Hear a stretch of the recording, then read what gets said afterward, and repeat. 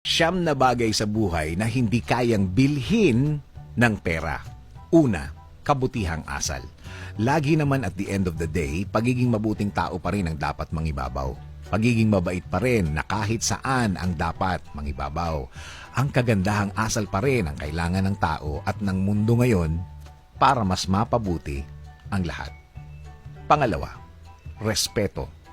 Hindi mo kahit kailan kayang bilhin ang respeto. Kapag ikaw ay deserving nito, ibibigay sa iyo ito ng mundo. Kung karespe-respeto ka, automatic na makukuha mo. Kahit kailan, hindi mo kayang iutos o ipilit sa mga tao na respetuhin ka. Rumespeto ng iba para respetuhin ka rin nila. Pangatlo, kagandahang ugali. Ang bagay na ito ay dapat ginagawa mo. Hindi yung kung ano ang ginagawa sa iyo, yun din ang gagawin mo sa kanila. Maging mabuting tao pa rin sa lahat ng panahon. Dahil ang pagiging mabuting tao ay tama at mabuti ang kinalalagyan. At masasamang tao lang ang ayaw sa magandang ugali. Pang-apat, common sense. Alam na this. Dapat alam mo na yan. Nag-iisip ka ba? Kapag ang mga linyang ito ang narinig mo, sana may turuan o magsishare ng isang magandang bagay para ang bawat isa ay matutunan. Pero minsan, hindi lagi. May mga bagay na dapat alam mo. Panglima, tiwala. Ang tiwala ay automatic. Kapag inasahan ka ng isang tao at nagawa mo isang bagay na yon, minsan isang beses lang. Minsan, maraming pagkakataon. Pero kung nakuha mo na ang tiwala, kapag nasira, may mga tiwalang hindi na maibabalik. Kahit gumastos ka pa. Pang-anim, pasensya. Ang pasensya na nadidevelop sa mga sitwasyon na kailangan talaga ng pasensya. Mapapractice mo talaga ito sa mga pangyayari na kailangang palagpasin. Mga senaryo na matinding pagtitimpi at kailangan na lang palagpasin.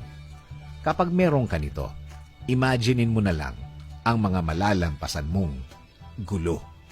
Pangpito, pagkadesente. Minsan ang tawag nila dyan, class. Pamilyar ka naman siguro sa linyang, ano ba yan? Wala man lang ka class-class? Pinatulan mo yan? Yun na. Wala nang ibang explanation.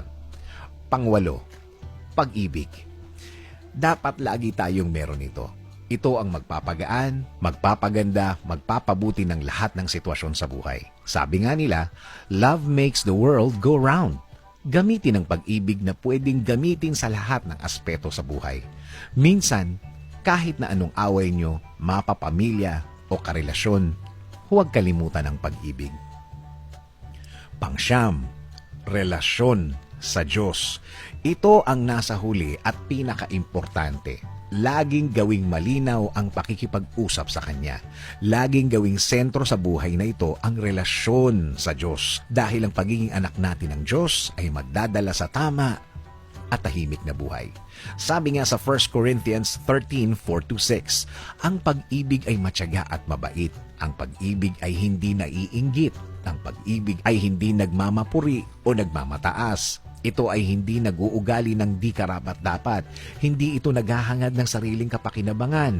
Hindi madaling magalit at hindi nag-iisip ng masama. Hindi ito nagagalak sa kalikuan, kundi nagagalak sa katotohanan.